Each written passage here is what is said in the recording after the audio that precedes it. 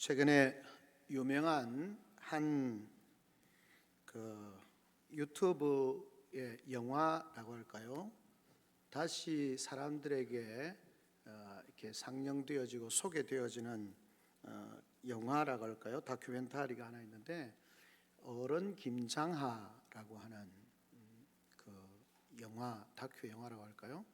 경남 지역 방송에서 시대의 어른들, 참 좋은 어른들을 찾아서 그들의 일생을 돌아보면서 이 시대에 어떤 영향을 미치는가, 아마 그런 의도로 만들었던 것 같습니다. 오래전에 방영되고 지나갔었는데 최근에 우리나라의 탄핵 사건이 일어나면서 헌법재판소 소장이었던, 이분이 좋다 나쁘다를 떠나서 문형배라고 하는 이 재판장의 그런 삶을 이렇게 하다 보니까 그에게 영향력을 미쳤던 사람이 어른 김장하라고 하는 사람인데요. 이분은 진주에서 어린 시절에 가난하게 자랐지만 한약사 자격증을 아마 따서 굉장히 돈을 많이 벌었던 것 같습니다. 그런데 그의 삶은 늘 검소하고 겸손했던 것 같습니다. 문영배 재판관이 그 청문회를 할 때에 아주 유명한 일을 한 거죠. 자기는 평균 이상의 삶을, 평균치의 삶을 살겠다고 작정을 했다.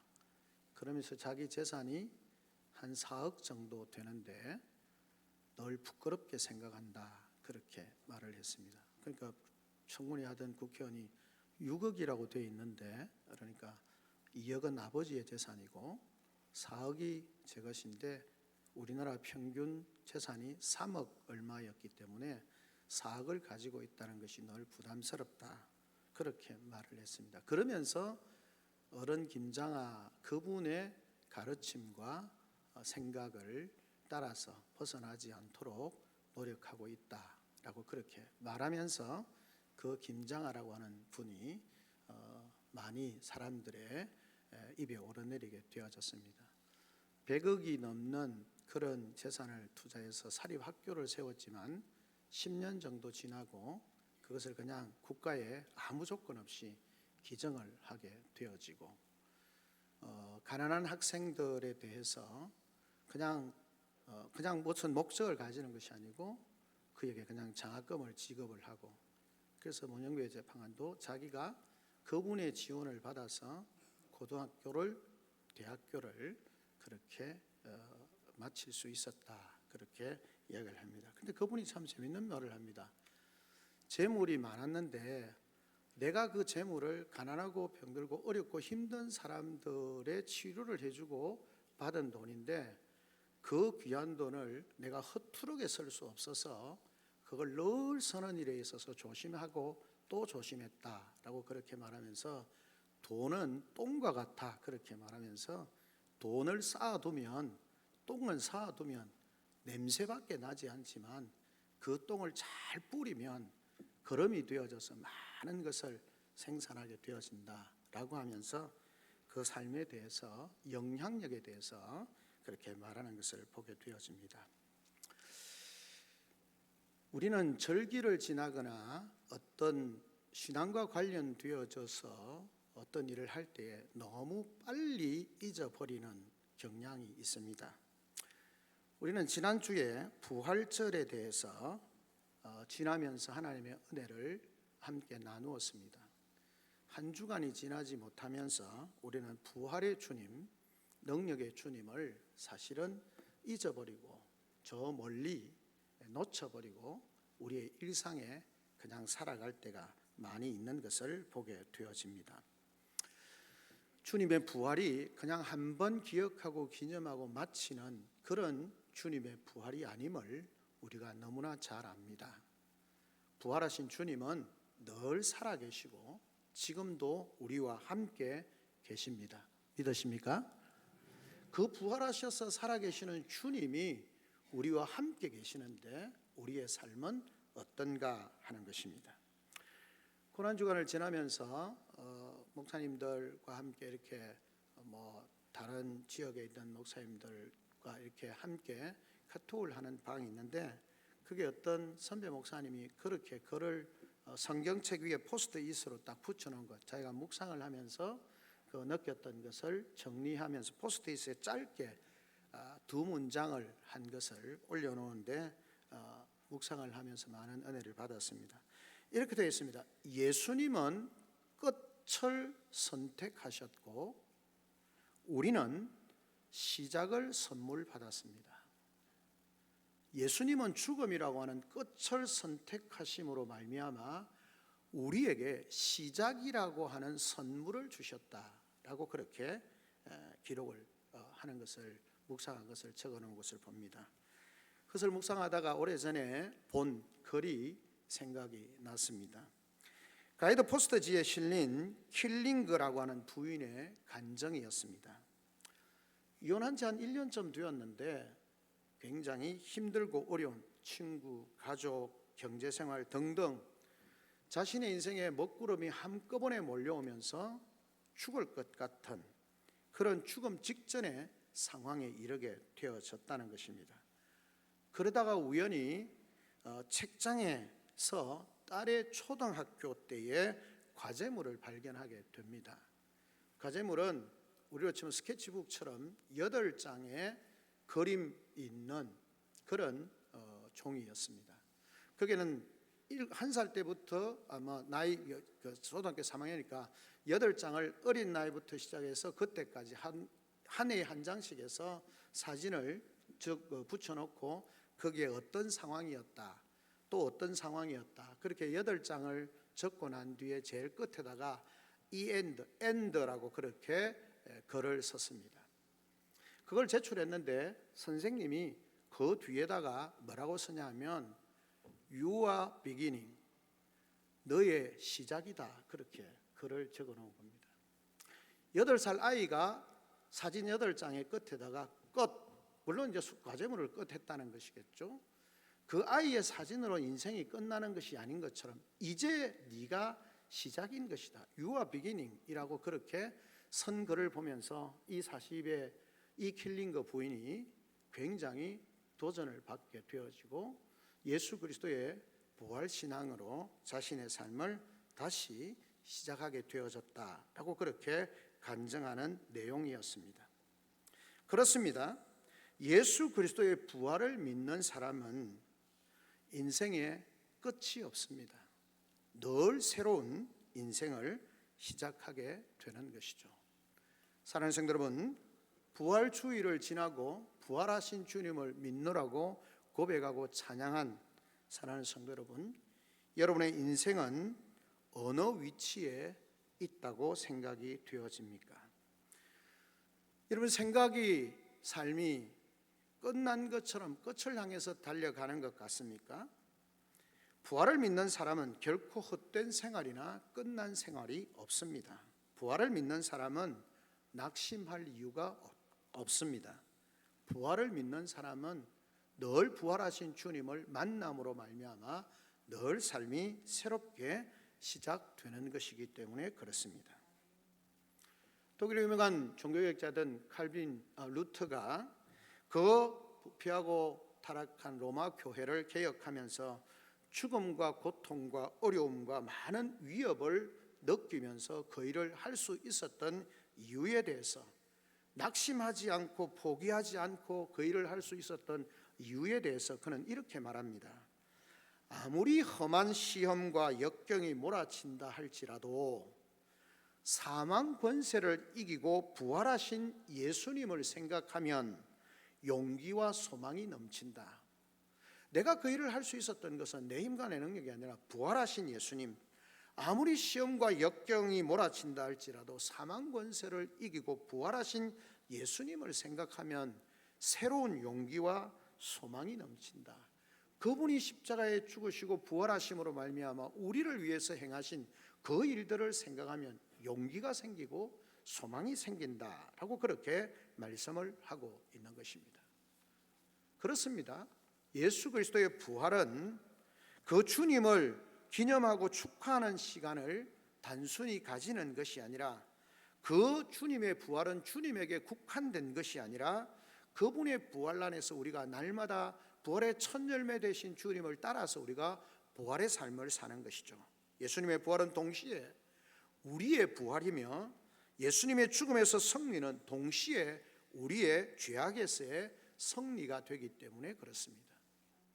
늘 살아계시는 주님, 죽음을 이기시고 부활하셔서 늘 살아계시는 주님과 함께하는 우리의 삶, 그 부활 이후의 우리의 삶이 어떠해야 하는가 하는 것입니다. 첫째, 오늘 본문은 우리에게 말씀을 하고 있습니다. 그 부활하신 주님으로 말미암아 우리가 얻게 되어지는 것은 뭐냐면 두려움과 의심이 사라진다는 것입니다. 두려움과 의심을 물리친다는 것입니다. 복음서 이 부분에 주님의 부활에 대해서 이야기할 때 대부분 많이 기록하는 것이 뭡니까? 그 주님의 무덤, 오늘 본문에도 무덤에 찾아갔던 여인들 가면서 두려움으로 말합니다. 누가 우리의 돌을 굴려줄까? 그런 두려움과 염려를 가지고 그곳으로 나아갑니다. 그 여인들은 주님의 부활에 대해서 믿음을 가지고 있지 못했습니다. 왜냐하면 그들은 향유를 준비하고 주님이 죽으실 때에 제대로 향유를 바르지 못했기 때문에 준비하였다가 안식 후 첫날에 가서 그 주님의 시체에다가 향유를 바르고 그렇게 할 생각이었으니까 주님이 부활한다고는 생각하지 않은 거죠. 그러니까 그들 속에는 여전히 두려움이 있고 이것을 어떻게 할 수 있을까 염려하는 마음을 가지고 있는 거죠. 부활하신 주님께서 제자들이 있는 그곳에 찾아가셔서 너희에게 평안이 있을지어다. 왜 그렇습니까? 주님의 죽으심으로 말미암는 두려움과 염려와 걱정이 그 삶을 지배하고 있기 때문에, 그래서 웅크리고 숨어있는 그들에게 주님이 찾아가셔서 평안할지어다 라고 그렇게 말씀하는 것입니다. 죽음을 이기시고 부활하신 그 예수 그리스도는 우리에게 그 주님을 만나게 되어질 때 우리 속에 있는 두려움과 모든 의심은 사라지게 되는 것이죠. 더 나아가서 기쁨으로 그 주님을 만나게 된다라고 하는 것입니다. 사실은 마태복음에 보면 그렇게 기록을 하고 있는 것을 보게 되어집니다. 마태복음 24장 28장에 보면 이렇게 말합니다. 그 여자들이 무서움과 큰 기쁨으로 빨리 무덤을 떠나 제자들에게 알리려고 다름질할세. 예수 그리스도의 부활을 경험하게 되어지고 예수 그리스도께서 부활하셨다는 사실을 알게 되어질 때, 부활하신 주님을 만나게 되어질 때 그들 속에 무서움과 두려움은 사라지게 되는 것입니다. 그리고 기쁨으로 충만하게 되는 것입니다. 왜 그렇습니까? 그 모든 죽음이라고 하는 것이 우리 인생을 짓누르고 그렇게 우리를 압박하고 우리의 삶을 왜곡하고 변질시키는데, 그 죽음을 주님이 이겨주셨고 그 죽음을 이기시고 부활하시고 그 주님께서 영원히 이기실 것이라고 말씀하시기 때문에 그 주님의 부활을 경험하고 그 부활하신 주님을 만난 사람들은 모든 두려움으로부터 의심으로부터 이겨낼 수 있다라고 하는 사실을 우리에게 말씀해 주고 있는 것입니다. 그러므로 사랑하는 성도 여러분, 나의 삶이 염려와 걱정과 두려움으로 묶여있는 이유가 무엇입니까? 내가 예수 그리스도를 믿는다고 말하지만 이 십자가의 죽음 이전에 예수님을 그냥 막연히 따르는 그 따름이 아니라 죽음을 이기시고 부활하신 그 예수 그리스도를 깊이 만남으로 말미암아 주님이 우리에게 찾아오셔서 평안할지어다, 너희 속에 있는 모든 두려움이 떠나갈지어다, 그렇게 말씀하시는 그분으로 인하여서 우리의 두려움과 의심이 사라지고 그 부활하신 주님을 만남으로 말미암아 기쁨과 감사가 넘치는, 사도 바울이 다메섹 도상에서 부활하신 예수 그리스도를 만남으로 말미암아 그 속에 있던 분노와 불평과 모든 것들이 사라지고 그 삶의 방향이 바뀌어지는 것처럼 우리의 삶이 부활하신 예수 그리스도를 만난 자로서 지난 주일에 부활절을 지키는 것으로 끝나는 것이 아니라 부활절을 지키는 신앙이 아니라 부활신앙으로 하나님 앞에 설 수 있는 복된 우리 성도들이 되시기를 주님의 이름으로 축원합니다. 그 부활하신 주님을 경험하고 그 주님으로 말미암아 두려움과 염려가 떠나가고 우리 속에 참된 기쁨이 있는, 그래서 이불서 12장 2절은 그렇게 기록을 하고 있는 것을 보게 되어집니다. 그리스도는 그 앞에 있는 즐거움을 위하여 십자가를 참으셨다. 주님께서 그 안에 있는 즐거움을 위하여, 기쁨을 위하여서 주님이 십자가에 죽으신 이유는, 그 고난과 고통 가운데 기꺼이 그것을 감내하신 이유는 뭡니까? 그것으로 말미암아 있어질 기쁨, 그 모든 죄를 정복하고 모든 이들이 예수 그리스도 안에서 구원 얻고 생명을 얻게 될 것에 대한 기쁨으로 즐거움으로 충만하였기 때문에 그 주님의 십자가를 기꺼이 지신 겁니다. 주님의 부활, 그것은 우리 모두에게 기쁨이 되어지고 감사가 되어지는 겁니다. 이 부활하신 주님을 경험하고 날마다 기억하고 그 주님으로 말미암는 두려움을 이기고 의심을 이기고 감사가 넘치고 기쁨이 넘치고 즐거움이 넘치는 복된 삶으로 사라져서 이 땅 가운데 부활하신 주님을 자랑하고 증거하고 그 속에서 그분으로 인하여 생명과 능력의 역사가 나타나는 그런 은혜가 있기를 주님의 이름으로 축원합니다. 아멘. 둘째는 무엇입니까? 주님께서 부활하신 주님을 만나게 되어질 때 우리 속에 부활하신 주님은 우리 속에 처음 사랑을 회복시키십니다. 즉 우리 속에 부활하신 주님을 경험한 자는 무슨 일이 일어나야 되냐? 주님을 향한 첫사랑과 첫 열정이 회복되어져야 한다는 것입니다. 오늘 본문에 보면 흰 옷을 입은 청년이라고 말하는데 천사이겠죠. 청년이 이르되 놀라지 말라, 너희가 십자가에 못 박히신 나사렛 예수를 찾는구나. 그가 살아나셨고 여기 계시지 않는다. 보라, 그를 두었던 곳이니라. 가서 그의 제자들과 베드로에게 이르기를 예수께서 너희보다 먼저 갈릴리로 가시나니 전에 너희에게 말씀하신 대로 너희가 거기서 배우리라 하신지라. 뭐라고 말씀합니까? 갈릴리로 가라고 제자들에게 말하는 것입니다. 왜 갈릴리로 가라고 하실까요? 갈릴리는 예수님이 주 사역을 하셨던 곳이기도 하고 제자들을 부르셨던 곳이기도 하고 제자들을 훈련시키시기도 하셨던 곳입니다. 그런데 지금 예수님이 잡히시고 십자가에 죽으실 때에 제자들이 다 어떻게 했습니까? 다 도망갔습니다. 예수님을 따르던 그 믿음과 그 어떤 것들은 다 잊어버리고 두려움에 사로잡혀서 예수님을 버리고 다 도망을 갔습니다. 그런 제자들을 향하여서 주님이 뭐라고 말씀합니까? 가서 제자들로 하여금 갈릴리로 가라고 말해라 라고 그렇게 말씀합니다. 요한복음을 연결해서 생각을 해보면 왜 예수님께서 갈릴리로 가라고 하셨을까요? 그곳에서 갈릴리에서 다시 제자들을 만나시고 그들을 회복하시고 그들을 회복하시되 처음 사랑과 처음 열정을 회복하시기 위해서 주님께서 그 제자들을 갈릴리로 가라고 말씀하는 겁니다. 부활하신 주님을 만나면 우리 속에 뭐가 일어나야 되냐? 우리가 그 믿음 생활을 한다고 하지만 잃어버렸던 시대 속에 그냥 잡혀서 세상의 삶을 살아가다가 세상과 더불어 먹고 마시며 살다가 잃어버렸던 주님을 향한 사랑, 주님을 처음 믿었을 때 우리 가운데 두셨던 그 놀라운 열정과 열심들을 잃어버리게 되는 것이죠.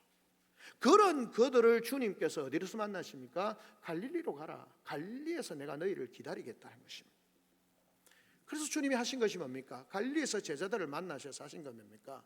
베드로를 향해서 말씀하시지 않습니까? 네가 나를 사랑하느냐? 네가 나를 사랑하느냐? 물론 베드로 개인의 3번 부인에 대한 회복일 수도 있겠지만 제자들을 향해서 말씀하는 겁니다. 너희들이 정말 나를 사랑하느냐? 주님이 책망하시기 위해서 그들 이놈들 나쁜 놈들 내가 십자가에 못 박힌다고 다 도망갔지 이 나쁜 놈들 그러고도 너희가 내 제자냐? 그렇게 책망하고 꾸짖기 위한 것이 아니라 주님이 그렇게 물으시는 이유는 뭡니까? 그 제자들 속에 잃어버렸던 주님을 향한 사랑. 예수님 당신이 메시아이십니다. 당신이 주님이십니다. 당신이 하나님이십니다. 그렇게 고백하면서 따랐지만 세상에 힘들고 어려운 일들 때문에 잃어버렸던 그 처음 사랑. 그래서 주님을 향하여서 내가 목숨 걸고라도 주님을 따르겠습니다라고 했던 그 열정.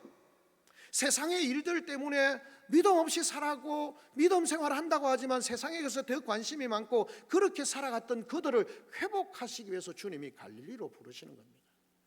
그리고 말씀하는 겁니다. 네가 나를 사랑하느냐? 네가 나를 사랑하느냐? 라고 주님이 물으시는 겁니다.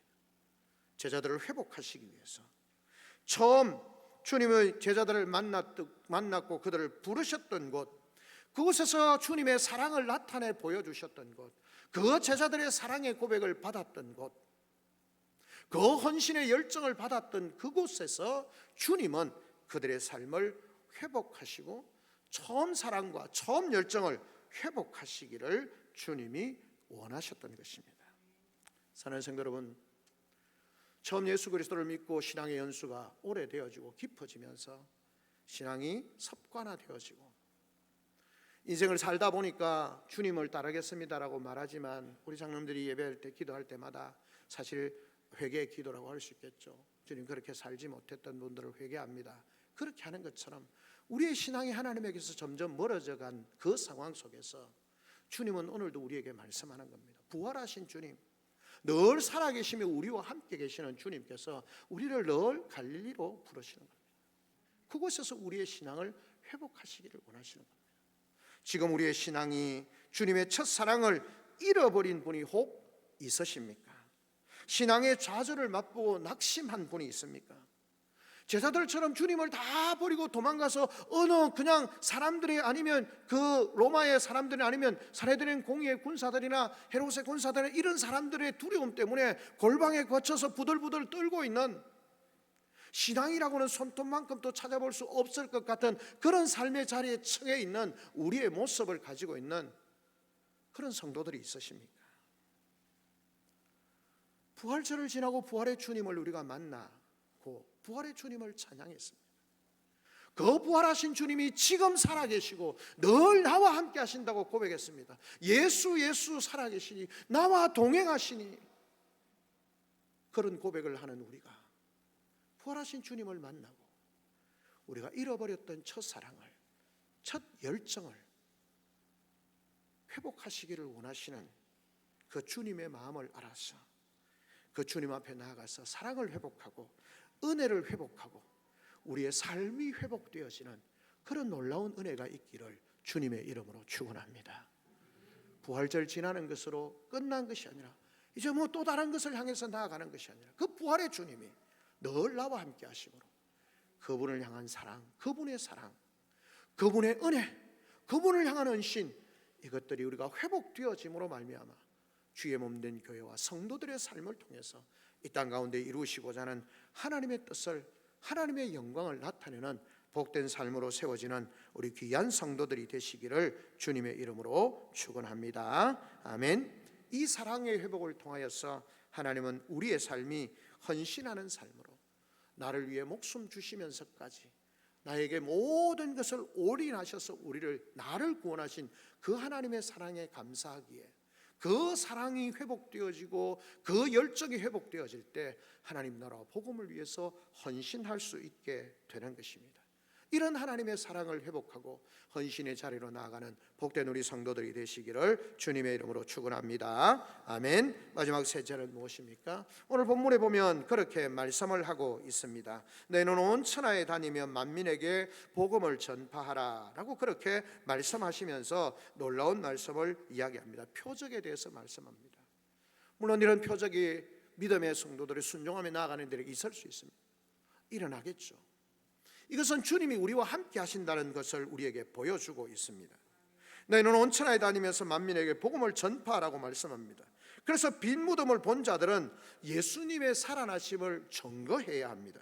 부활하신 예수님을 직접 만난 자들도 누구를 만나든지 예수님을 전했습니다.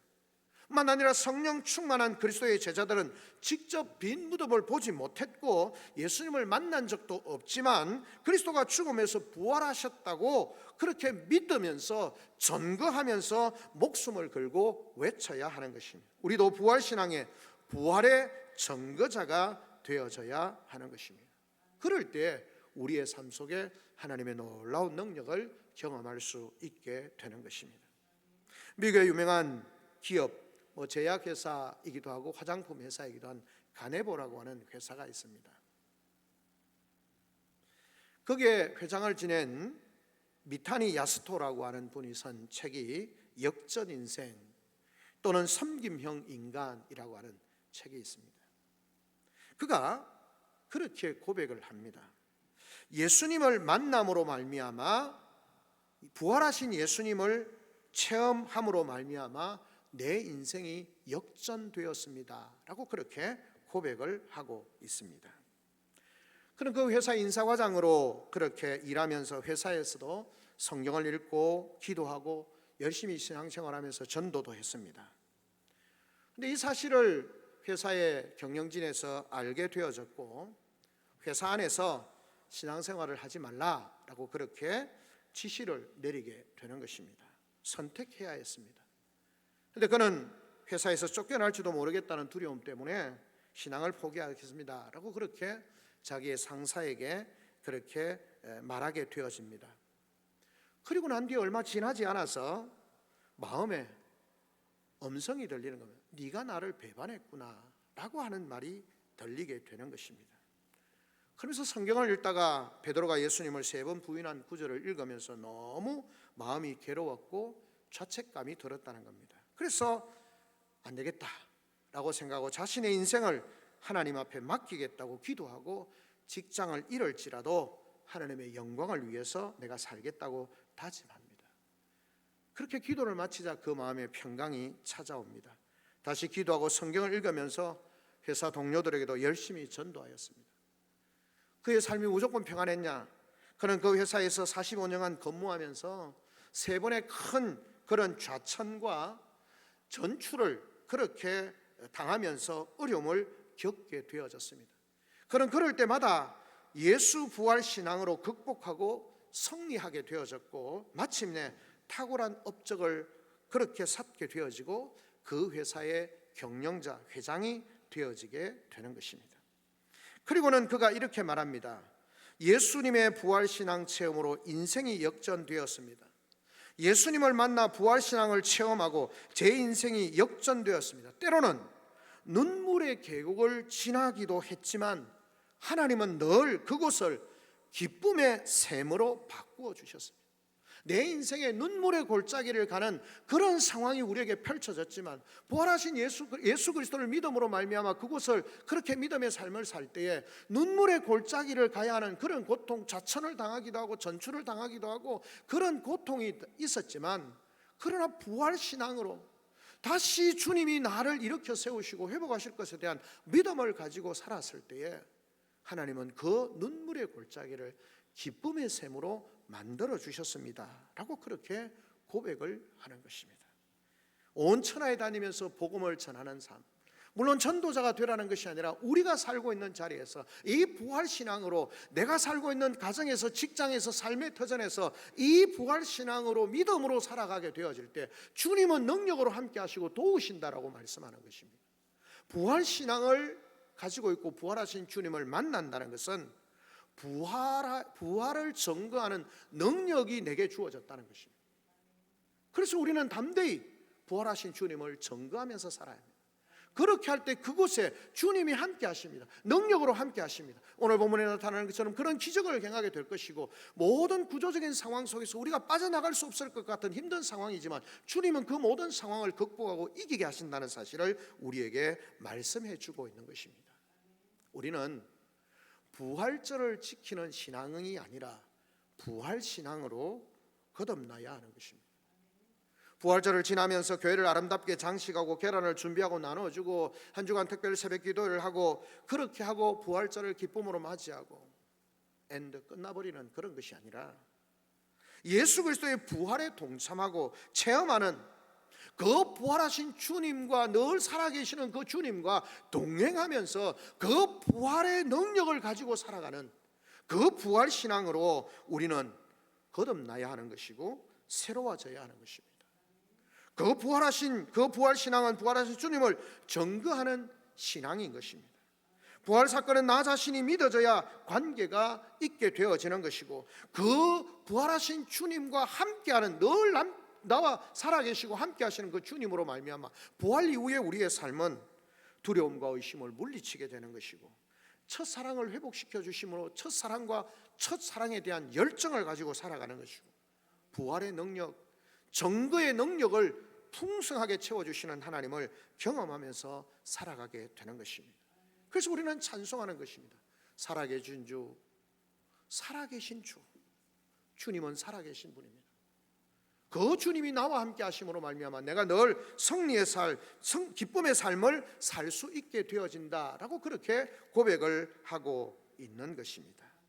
그러므로 사랑하는 성도 여러분, 이 부활절을 지나면서 부활절 첫 주일을 지나면서 이후에 우리의 삶이 부활의 주님을 경험한 부활신앙을 가지고 그 모든 의심과 두려움을 극복하고 감사와 기쁨이 넘치는 삶으로, 또 우리 속에 있는 모든 그런 어떤 염려와 걱정과 두려움을 넘어서 우리 속에 그 주님의 처음 사랑과 주님을 향한 열정들이 회복되어지고, 그 부활하신 주님을 증거하는 증거의 능력이 우리 속에 넘쳐서 우리의 일상의 삶을 통해서 하나님 나라와 부활하신 주님을 증거하고 주의 영광을 드러내는 삶을 통해서 이 땅 가운데 하나님의 뜻을 이루고 하나님 나라를 세워가고 하나님의 영광스러우심을 선포하고 드러내는 복된 삶으로 세워지는 우리 귀한 성도들의 삶이 되어지기를 주님의 이름으로 축원합니다.